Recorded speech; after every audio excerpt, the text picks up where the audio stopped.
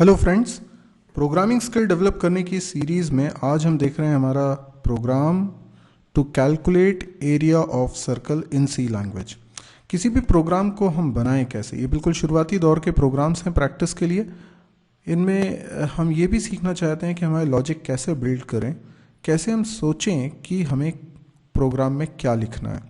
तो इसके लिए मैं आपको कुछ तरीके सुझा रहा हूँ। धीरे धीरे करके आपको ये तरीके समझ में आने लगेंगे। जैसे सबसे पहले मैं ये चाहता हूँ कि जब भी आप कोई प्रोग्राम बनाएं, पहले उसका आउटपुट डिज़ाइन कर लें, यानी आप इमेजिन कर लें कि स्क्रीन पे वो कैसा दिखेगा रन होते वक्त। क्योंकि हम क्या चाहते हैं, जब तक हमें ये क्लियर नहीं होता तब तक हम कोडिंग नहीं कर पाते। आपको कोडिंग में डेफिनेटली बहुत सारे टूल्स पता होंगे, लेकिन उनकी ज़रूरत हमें समझ में नहीं आती।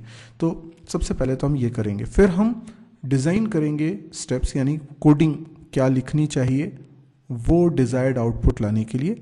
और फिर तीसरे नंबर पे जो कोड हमारा बन गया है उसको हम ड्राई रन करके चेक करेंगे बार बार कि वो सही है कि नहीं। जहाँ भी थोड़ी भी गलती लगती है उसको सुधारते रहेंगे और रिपीटेडली ड्राई रन करेंगे तब तक जब तक कि हमें ये ना लगने लगे कि अब इसमें कोई गलती नहीं है।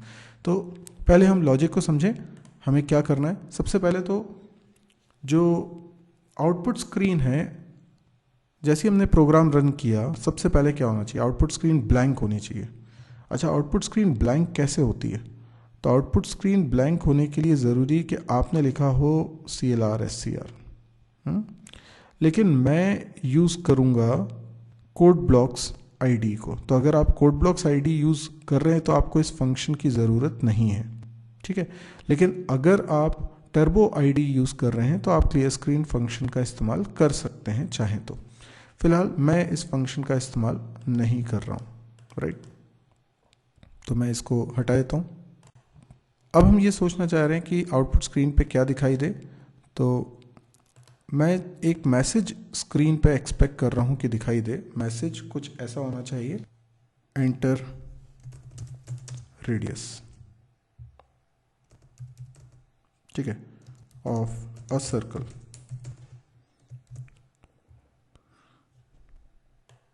तो मैं ऐसा स्क्रीन पे एक्सपेक्ट कर रहा हूँ, ठीक है। तो अगर हम ऐसा एक्सपेक्ट कर रहे हैं तो हमें अपने प्रोग्राम में क्या लिखना होगा? हमको अपने प्रोग्राम में लिखना पड़ेगा एक printf।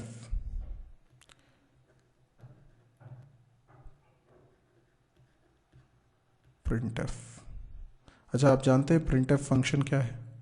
printf फंक्शन की मदद से हम कोई मैसेज स्क्रीन पे प्रिंट करा सकते हैं। तो इसमें क्या लिखेंगे, enter radius of a circle, ऐसा हम लिख देंगे। अगर हमने ऐसा लिख दिया तो स्क्रीन पे प्रिंट हो जाएगा enter radius of the circle. अब अगली चीज़ क्या होनी चाहिए कि यूज़र यहाँ पे डेटा इनपुट कर सके। तो इनपुट कैसे होता है? स्कैनएफ की वजह से होता है। तो हम लिखेंगे स्कैनएफ।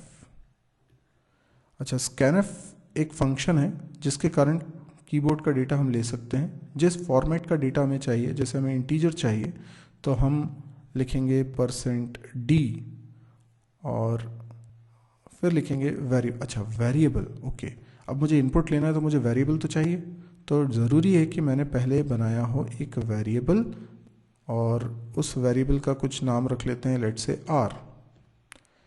तो ये वेरिएबल अगर मैंने बनाया होगा तो क्या ज़रूरी है, मैं यहाँ लिखूँ एड्रेस ऑफ r, ठीक है। अब इस लाइन के चलने से क्या होगा?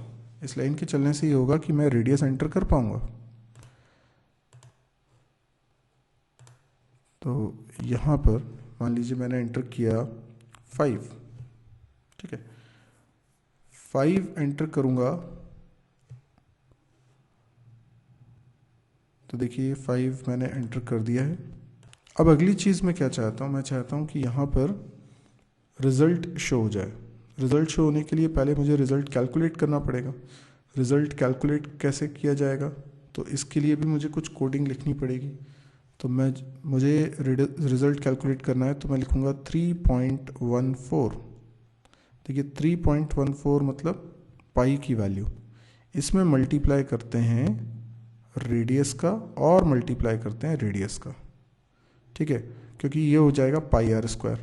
अच्छा, आप एक चीज़ ध्यान रखिएगा, यहाँ पे आप r² ऐसे तो लिख नहीं सकते, इसीलिए मुझे क्या करना पड़ा, r × r। अब इस रिज़ल्ट को मैं किसी वेरिएबल में रख लूँ पर वेरिएबल अगर आप बना रहे हो तो पहले आपको उसको डिक्लेयर करना पड़ता है। तो आप लिख रहे हो, अच्छा फ्लोट क्यों ले रहे हो? क्योंकि जो रिजल्ट है वो पॉइंट में आ सकता है, आएगा ही, क्योंकि 3.14 से मल्टीप्लाई कर रहे हो।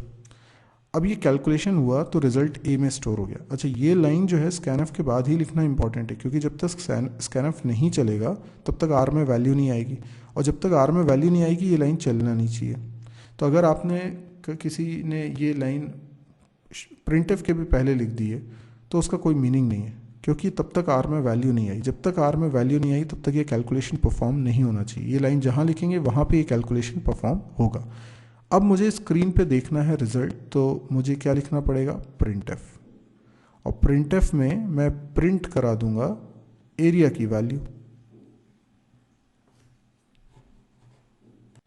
तो अब हमने यहाँ पर क्या एक्सपेक्ट किया, स्क्रीन पे प्रिंट हो जाए एरिया इज 78.5, जो कि एरिया होगा अगर रेडियस 5 होगा।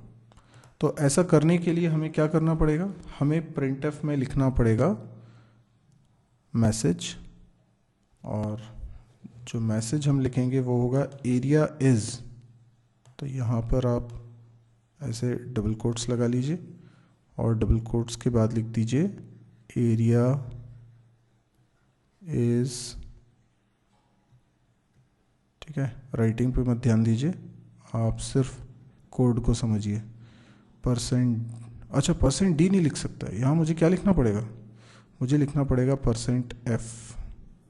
क्यों? क्योंकि फ्लोट की वैल्यू प्रिंट करा रहा हूँ ना, तो percent F, double quote sign किया, और एड्रेस ऑफ मत लगा दीजिएगा, यहाँ पे सिर्फ लिखिए ए, ठीक है। और लास्ट में आप गेट सी एच लिख सकते हैं, गेट सी एच से स्क्रीन होल्ड हो जाएगी। तो ये हमारा प्रोग्राम बन गया, लॉजिक बन गया। अब इस प्रोग्राम को हम कोड कर देंगे अपने आईडी में। तो देखिए एक नई फाइल मैं यहाँ पर ले रहा हूँ, एम्प्टी फाइल। ये मैंने कोड ब्लॉक्स यूज़ कर रहा हूँ। यहाँ पर मैं एक फ़ाइल बनाता हूँ, नाम लिखता हूँ area.c, ठीक है, एरिया सर्कल .c। इसके अंदर सबसे पहले मैं वेरिएबल बना लेता हूँ एक r नाम का रेडियस के लिए, एक वेरिएबल बना लेता हूँ a नाम का एरिया रखने के लिए, और ये दोनों अभी अपन ने डिस्कस किए थे। फिर मैं एक प्रिंटफ फंक्शन लिख रहा हूँ जिसमें हम लिखेंगे enter radius of circle colon और ये पॉडियन। इसके बाद फिर स्कैनफ लिखना था हमें, स्कैनफ में हमने लिखा था percent D address of R. तो जो वैल्यू यूज़र ने एंटर करी वो आर के अंदर चली गई। इसके बाद हम ए के अंदर असाइन कर रहे हैं 3.14 into are.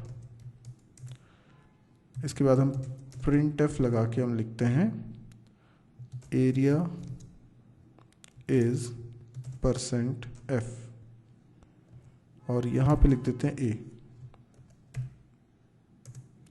Then get switch. वैसे इसमें गेट स्विच नहीं भी लगाएंगे ना कोड ब्लॉक्स में तो चलेगा। अभी इसको सेव करता हूँ और इसको बिल्ड रन करता हूँ। देखिए प्रोग्राम रन हुआ, और जैसा कि हमने आउटपुट एक्सपेक्ट किया था, आपको ध्यान हो, enter radius of a circle, हमने ऐसा ही सोचा था और बिल्कुल ऐसा ही आउटपुट हमें दिखाई दे रहा है। अब मैंने एंटर किया है 5, और जैसे ही 5 एंटर किया तो देखिए एरिया है 78.500, बिल्कुल यही हमने एक्सपेक्ट किया हुआ था यहाँ पर, और वो आउटपुट में आ चुका है। तो आई होप आपको ये वीडियो समझ में आया होगा। यदि आपको समझ में आया है तो आप इसे लाइक करिए। आप बिगनर हैं तो आपके लिए बहुत यूज़फुल होगा, और कई सारे लोग अभी अपनी प्रोग्रामिंग स्टार्ट ही कर रहे हैं तो उन लोगों के बड़े काम के। तो आप इन वीडियोस को शेयर भी करिए अपने फेसबुक वॉल पे।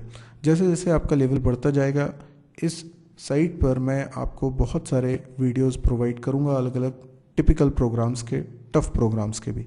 आपको ये सारे वीडियोस की लिस्ट चाहिए तो आप आइए www.mysirji.com मेरी वेबसाइट पे, जहाँ पे आपको मेरे सारे वीडियोस मिलेंगे।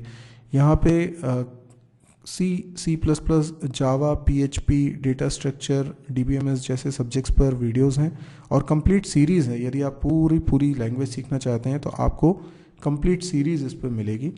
इसमें प्रोग्रामिंग स्किल डेवलप करने के लिए जो प्रोग्राम्स हैं उसकी लिस्ट भी मिलेगी, जो डेली मैं अपलोड कर रहा हूँ वीडियोस उसकी लिस्ट भी मिलेगी। कौन से अपलोड करने वाला हूँ, कौन से अभी अभी रिसेंटली किए हैं, इसकी जानकारी आपको इस साइट से मिल जाएगी। तो आप इस साइट को ज़रूर विजिट करिए और हो सके तो इस साइट को शेयर करिए। अगर आपको लगता है कि बहुत यूज़फुल वीडियोज़ हैं तो आप इनको जितना ज़्यादा हो सकता है स्प्रेड करिए, ताकि इससे ज़्यादा से ज़्यादा लोग सीख सकें। और हमारा जो मिशन है, हमारा जो मकसद है कि फ्री में हम एजुकेशन प्रोवाइड करें, इसमें आप भी भागीदार बनिए। Thank you.